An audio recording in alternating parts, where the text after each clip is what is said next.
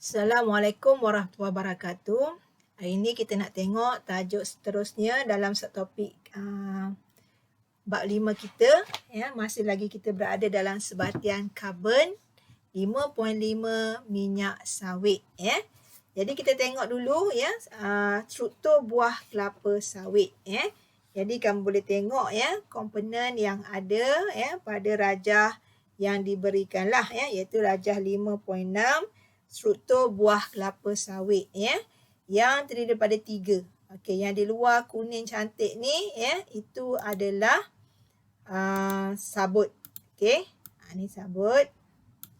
Okey, lapisan yang kedua adalah tempurung yang keras ni. Okey, ini adalah tempurung ya. Bila kita belah dia, buang sabut dia, yang tinggal ialah tempurung. Dan di dalam dia yang putih ni pula adalah isi rung. Okay. Jadi ini adalah komponen minyak sawit ya, terdiri daripada 3 bahagian, iaitu sabut dipanggil mesokarp. Okey. Jadi pada sabut ni minyak dia paling banyak. Kat mana minyak paling banyak? Pada sabut dia saja ya. Jadi itu minyak paling banyak. Okey. Okey, yang kedua dia panggil kernel, isi rung ni ya. Isi rung dia mengandungi minyak paling berkualiti. Tu dia beza. Okey, minyak paling banyak pada sabut yang di luar lah. Kalau kamu tengok pun sabut ni lebih banyak ni, nampak ni. Besar ruangan dia ya. Keliling dia ni semua sabut ya. Okey, jadi dah tentu dia paling banyak lah ya. Okey, isi rung yang putih ni je yang bahagian dalam ya. Dia tak sebanyak sabut tapi minyak dia paling berkualiti. Nama lain dia dipanggil kernel. Kalau sabut tadi dipanggil mesokarp. Okey, bahagian tempurung yang keras ni dipanggil endokarp. Endo bahagian dalam kelas. Meso luar ya. Jadi endokarp ni ya, dia tak ada minyak lah, sekadar tempurung lah. Dia melindungi kernel tadi ya. So ini adalah struktur dia yang kamu kena ingat, dan part mana yang banyak minyak, part mana yang minyak berkualiti. So ini aktiviti lah ya, eksperimen untuk menghasilkan, untuk melihat struktur buah kelapa sawit lah ya. Okay, ni kita buat buka cuti nantilah ya. Okay, dia ada perah lah, nampak dia guna alat penekan, boleh ekstrak daripada sabut dan isi rung ya. Tempurung tak payahlah keras ya, mana boleh ekstrak ya, dan dia tak ada minyak pun ya. Okey, seterusnya kita nak tengok yang penting lagi, urutan proses pengekstrakan minyak sawit secara industri. Okey, jadi ini adalah proses dia yang kamu kena ingat ya. Bermula daripada ambil di ladang tandan buah kelapa sawit ya. Orang pergi cop buah tu ialah ya, dia ambil tandan buah kelapa sawit, di mana ya bila sampai di kilang dia akan disterilkan. Proses pertama steril. Steril ni apa? Kamu dah belajar dah sebelum ni ya, mikrob ya, kita kena steril sebagainya. Steril ni nak basmi kuman ya, nak basmi mikroorganisma. Okey, kita steril dia dengan dalam steam pada tekanan tinggi, pada suhu yang tinggi. Pressure dia tinggi, suhu dia tinggi. Okay, steam ni dah tentu suhu dia tinggi, dia dapat membunuh mikroorganisma. Ada 2 tujuan sebenarnya ya. Seperti bakteria dan fungi ya, yang kita tahu bila kita biar buah kita jadi busuk. Itu adalah aktiviti bakteria dan fungi. Fungi ni kulat kelas ya. Jadi yang pertama kita nak bunuh mikroorganisma. Yang kedua, bila steam kita lembutkan dia, nampak? Lembutkan sabut. Sabut tu keras juga kan, walaupun tak sekeras tempurung ya. Jadi lembutkan sabut pada buah kelapa sawit supaya kita mudah tanggalkan dia daripada tandan. So ada 2 fungsi lah. Yang sampai-sampai je dia akan steril. Satu nak membasmi mikroorganisma. Yang kedua untuk melembutkan dia. Okey, senang nak tanggal daripada tandan dia yang besar tu ya. So yang kedua dah tentulah proses penanggalan. Okey, yang ni kita nak leraikan dia daripada tandan dia lah. Guna apa? Guna mesin ya. Tak larat nak tarik satu-satu ya. Bukanlah lembut ya benda tu ya. Okey, itu penanggalan. Seterusnya pencernaan. Ni nak proses dia dah. Okey, buah kelapa sawit ni dia panas dulu pada suhu yang tinggi. Dia kacau dengan alat pengacau batang pemutar untuk, ni tujuan dia untuk mengasingkan sabut daripada tempurung. Dalam dia kan ada tempurung. Tempurung dengan sabut tu ya, ada komponen masing-masing. Sabut dia ada minyak ya. Tempurung dia ada minyak iaitu yang bahagian dalam punya ya. Jadi sabut dan tempurung ni dia mengandungi tempurung tadi dia mengandungi isi rom ya, yang kita kena proses secara berbasingan, tak sama dengan proses sabut. Nampak tu dia bagi dua tu kelas ya. Jadi ingat ya, pertama penserilan, kedua dia tanggalkan daripada tandan, nak asingkan dia. Ketiga dia nak cernakan ya, asingkan daripada sabut dengan tempurung dia. Sebab tempurung dia ada kandungan minyak yang lebih baik dalam tempurung, bukan tempurung tu lah, dalam tempurung tu sendiri ya. Iaitu bahagian apa? Bahagian yang ketiga tadi dia panggil isi rom ya. Ni sabut lah, sabut yang belah kiri ni diproses ya. Pengekstrakan minyak sawit PO dia panggil. Jadi sabut tadi dia dah lembut, maka dia perah.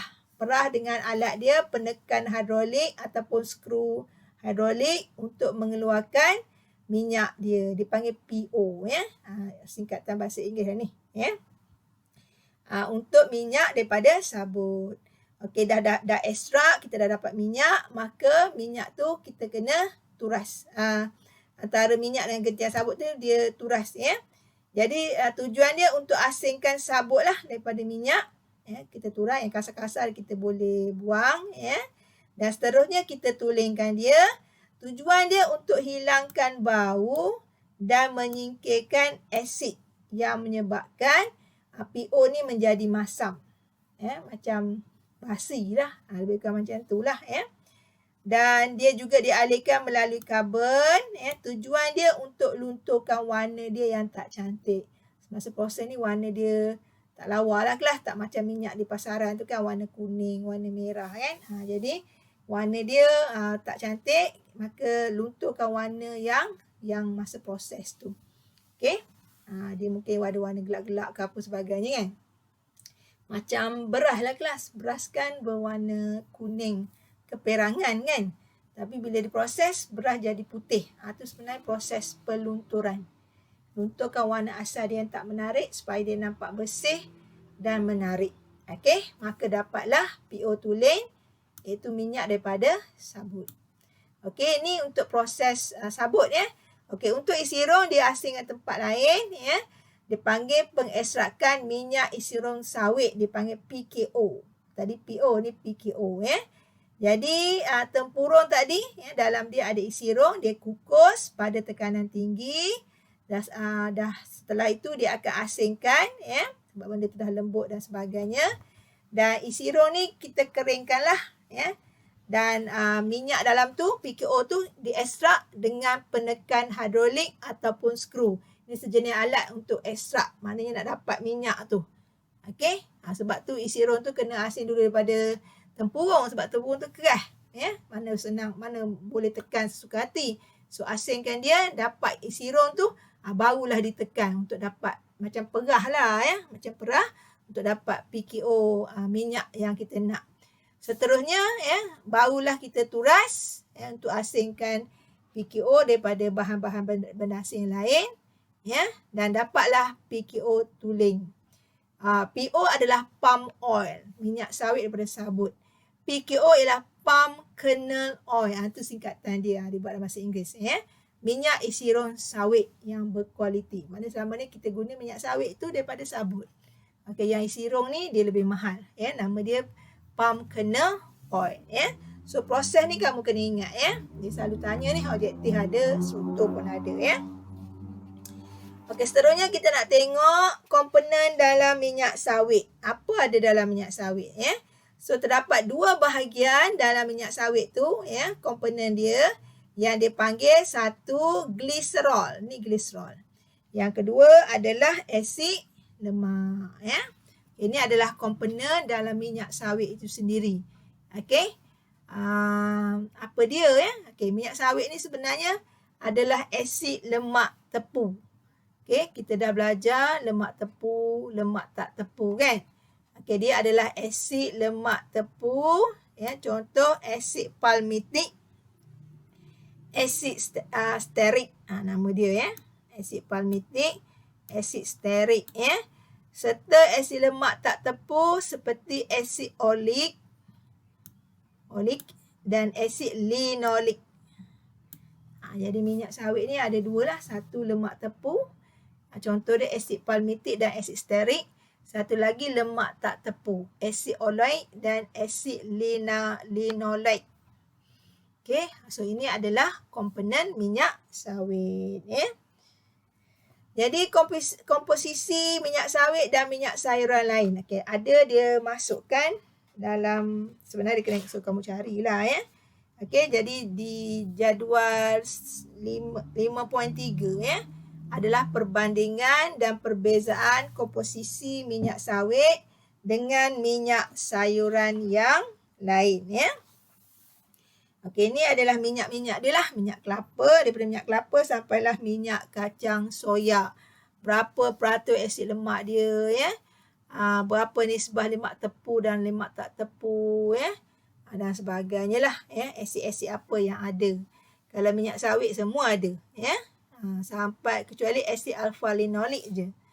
Okey, minyak jagung ya. Ini senarai komponen dia lah. Peratus lemak dia ada. Minyak zaitun, minyak jadi minyak kelapa ya. Tadi minyak kelapa.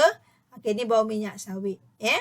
Okey, minyak isi urang sawit. Yang ni lah minyak isi urang sawit hampir semua ada asid lemak ni. Okey, minyak kacang ya. Minyak bijan dan minyak kacang soya ya. Kita tengok peratus asid lemak yang banyak tu adalah pada minyak kelapa, buah kelapa tu lah ya, coconut ya, dengan minyak isi urang sawit ya. Tapi dalam tumbuhan ni kita tak perlu risau sangat sebab lemak dia adalah lemak baik ya. Jadi tak perlu, dia tidak seperti lemak daripada haiwan ya. Ada lemak yang baik yang diperlukan badan, cuma tak boleh ambil banyak jugalah ya, kena kawal ya. Okey, seterusnya kita nak tengok sifat kimia bagi minyak sawit. Okey. Jadi apakah sifat dia ya, seperti dinyatakan kat bawah tu lah ya. Pertama, pengoksidaan. Okey, pengoksidaan minyak sawit berlaku apabila molekul minyak sawit bergabung dengan udara ataupun oksigen daripada bahan tindak balas ya. Jadi pengoksidaan minyak sawit ni akan menghasilkan radikal bebas dan sebatian yang berbahaya kepada kesihatan kita. Pengoksidaan ni mana kita biar dia terdedah, dia bertindak balas dengan udara ataupun oksigen ya. Okay, radikal bebas sudah belajar tahun lepas ya. Jadi satu bahan yang akan mengganggu sel-sel normal kita. So dia bahaya pada kesihatan kita lah boleh jadi kanser dan sebagainya. Okay, tak semestinya kanser lah tapi salah satu dia ya. Okey, sifat kimia dia lagi, dia yang kedua ialah hidrolisis. Okey, dia berlaku dalam minyak sawit apabila minyak sawit bertindak balas dengan air. Okey, dalam proses ini tindak balas antara minyak sawit dengan air akan menghasilkan gliserol dan juga asid lemak ya. Okey, ini yang berlaku lah bila dia bertindak balas dengan air ya. Okey, pengesteran pula adalah berlaku apabila molekul asid lemak dalam minyak sawit bertindak balas dengan alkohol. Kamu dah belajar pasal alkohol untuk menghasilkan ester. Okey, iaitu di sini contoh dia metil ester. Iaitu biodiesel minyak sawit ya. Okey. Okay, pengesteran cikgu cakap antara bahan tiruan yang biasa digunakan untuk perisa makanan ya. Okey, apa cerita pula biodiesel ni? Okey, ni dia ubahlah struktur kimia dia ya. Dia boleh buat biodiesel, maksudnya bahan api daripada tumbuhan semula jadi seperti minyak sawit. Itu yang duk luar-luar kan, dulu ada iklan masuk dalam ladang kapur sawit ya, boleh isi minyak. Itulah dia biodiesel. Mana bahan api daripada tumbuhan iaitu minyak kelapa sawit. Okey, dia boleh tukar ya. Proses dia sama, proses pengesteran. Campur minyak kelapa sawit dengan alkohol. Okey, adalah cara pembuatan dia ya secara makmal ya. Okey, seterusnya proses pengimulsian minyak sawit. Okey, yang ni proses ya minyak sawit dipecahkan kepada titisan minyak sawit yang lebih kecil. Okey. Ini dia ya. pecahkan dia, partisan minyak sawit yang lebih kecil. Ini untuk meningkatkan jumlah luas permukaan minyak. Okey.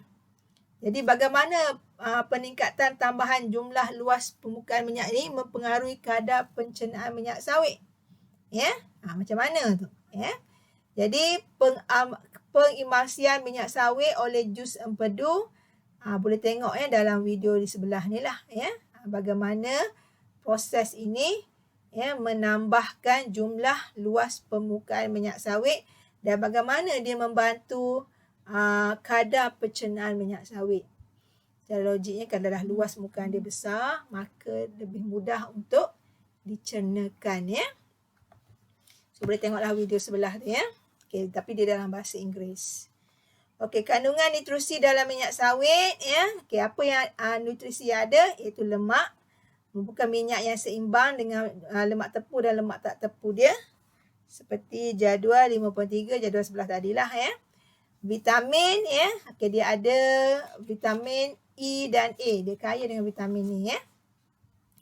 Seterusnya bagusnya dia ada bahan antioksidan. Okey, kita tak nak radikal bebas, kita nak bahan antioksidan seperti karotena dan vitamin E ya. Ni karotena dan vitamin E ya, yang kita tahu dapat melambat atau menghentikan proses pengoksidaan. Okey, seterusnya ya, bahan-bahan dalam kandungan minyak sawit ni ya kurang daripada 1% ya. Antara bahan-bahan yang terkandung dalam minyak sawit ni ada tapi tak banyak ialah sterol ya, fosfatida, tritophenik, alkohol alifatik. Ini semua bahan-bahan yang menambah nilai nutrisi dia, ya, kestabilan dia dan memudahkan penapisan minyak. Ya, ini bahan tambahan yang ada lah, tapi tak banyak, kurang daripada 1%. Ya. Okay, pengguna minyak sawit dalam penjagaan kesihatan, ya, oleh kerana ya lemak tepung dan tak tepung dia sama je, ya, dia seimbang ya dalam minyak sawit ni. Dan minyak sawit ni kita tahu dia mengandungi nutrien yang banyak ya. Kita dah bincang tadi. Jadi sesuailah untuk kegunaan kehidupan kita ya, seperti dalam makanan kita ya. Minyak masak, minyak sayuran, margarin dan coklat ya. Okey, dan juga bahan-bahan lain selain pada makanan seperti kosmetik, kegunaan harian sabun ya. Macam-macam lah ya. Terbaru ada orang buat pencuci pula dah. Deodorant ya, untuk ketiak ni pun boleh, tak ada masalah ya. Ini antara contoh produk berasaskan minyak sawit, termasuk produk kosmetik ya, lipstick kamu, blushernya ya, dan sebagainya. Okey, cerita pasal sawit dah habis ya. Kita nak tengok kegunaan dia, iaitu penghasilan sabun. Okey, jadi sabun ni apa? Sabun ni sebenarnya adalah garam asid lemak. Dibuat daripada, dia asal dia garam asid lemak. Okey, macam mana kita nak dapat? Melalui proses tindak balas minyak sawit dengan alkali pekat. Minyak sawit dan alkali pekat. Contoh kat sini larutan natrium hidroksida pekat atau larutan kalium hidroksida pekat. Ini persamaan dia lah. So asalnya sabun ni kelas, minyak tambah alkali. Alkali apa? Antaranya ni lah, larutan natrium hidroksida pekat ataupun kalium hidroksida pekat. Hasil dia garam asid lemak, iaitu sabun. Sabun tu adalah garam asid lemak. Okey. Dan hasil sampingan dia lemak, iaitu gliserol. Ya. Jadi sabun ni dah ramai orang pandai dalam internet, macam-macam orang buat ya sabun. Ada yang siap buat kursus sabun lagi ya, sampai boleh buat sabun macam mana nak, untuk hilangkan gatal ya, untuk wangi ya, ada macam-macam lah ya. Jadi kau boleh bacalah kat keusahawanan ya. Peniaga buat sabun ni dijalankan di rumah. Bahan-bahan dia termasuklah bahan-bahan asli, ekstrak buah-buahan asli, pewangi ya, yang membekalkan aroma yang diiktiraf untuk pembuatan sabun organik. Memang dah ada orang buat lah ya. Okay, ni eksperimen dia, insya-Allah kita akan buat macam mana sabun dihasilkan, asas dia. menggunakan minyak sawit campur alkali, ya. Kalau okey, ni antara proses dia lah, ya. Okey, kita nak tengok sikit pasal sabun. Okay, apa dia komponen sabun dan bagaimana tindakan pencucian dia, ya. Okey, komponen sabun daripada dua bahagian. Ingat, pertama adalah kepala, ni kepala. Kedua ialah ekor. Kepala yang bulat ni kelas, ya.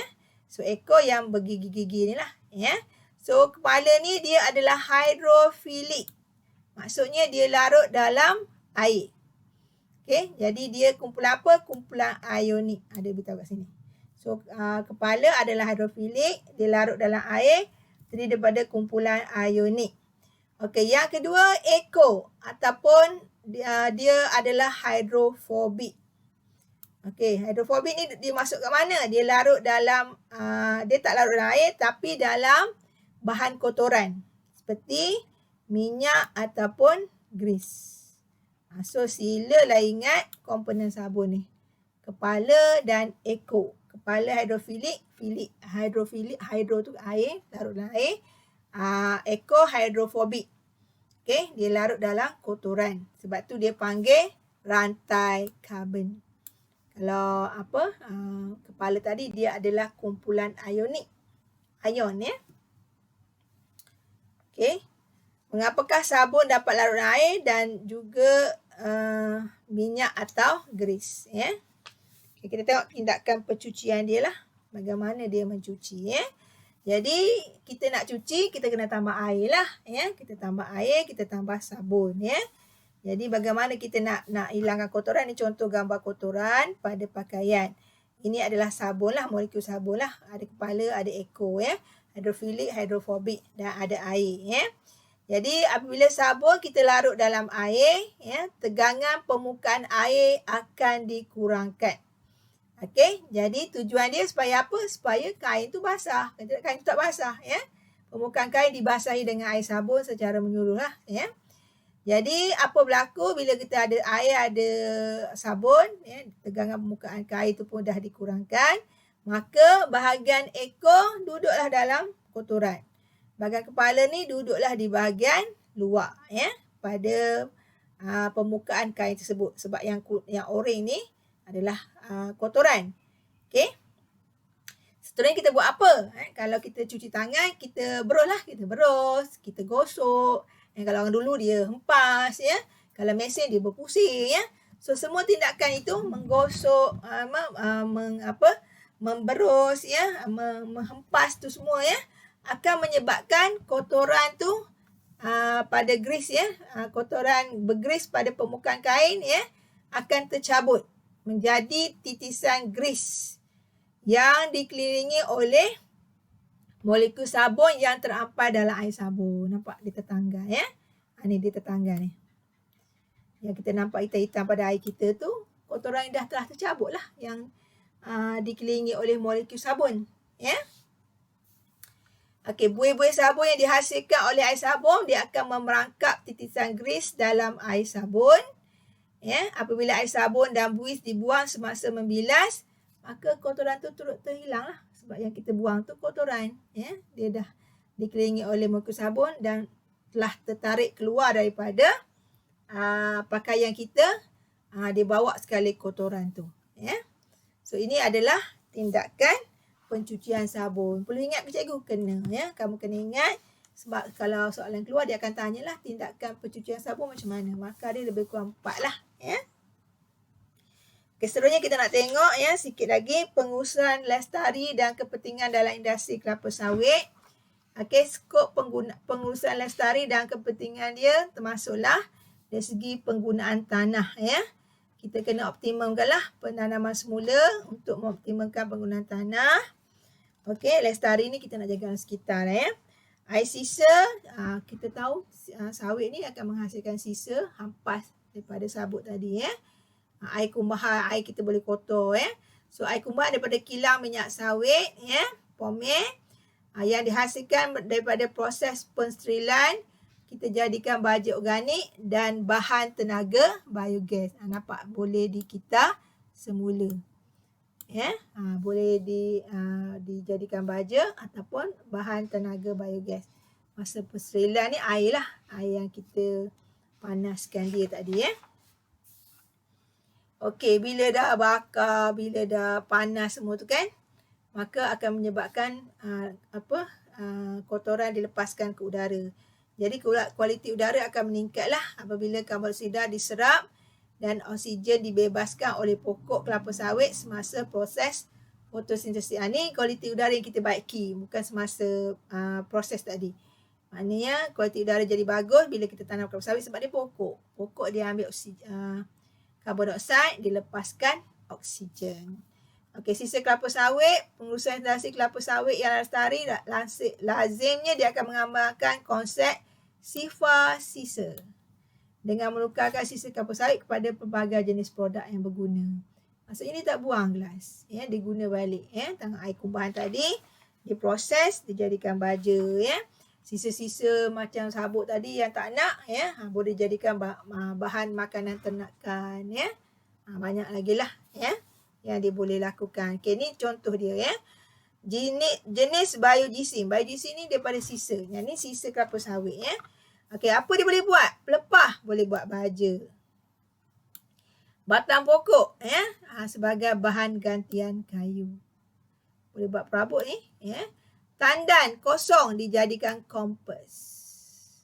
Kompos ni untuk suburkan tanah ya. Macam baja organik lah kan.